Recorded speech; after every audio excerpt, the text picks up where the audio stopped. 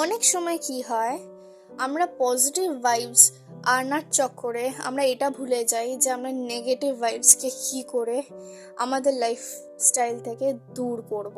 এটা সবার থেকে মেইন একটা ডিস্টারবেন্স ক্রিয়েট হয় তখনই যখন আমরা বুঝতে পারি না যে আমরা এক্স্যাক্টলি ইউনিভার্স রূপে মানুষদেরকে কি দিচ্ছি। আমরা যদি একটা মানুষকে তৎকালীনভাবেই পজিটিভ ওয়ার্ডস, পজিটিভ কথাবার্তা, পজিটিভ ভাইবসগুলো তাদেরকে যদি সেন্ড করতে থাকি, তাহলে ওই দিক দিয়েও আমার কাছে পজিটিভ ভাইবসই আসবে।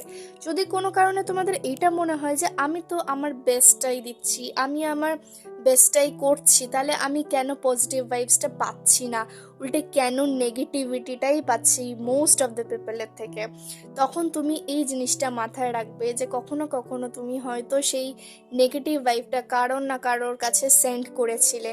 যখন দেখবে যে তোমার পজিটিভ ভাইবস কম পড়ছে, প্লিজ পজিটিভ ভাইবসটা দিতেই থাকো।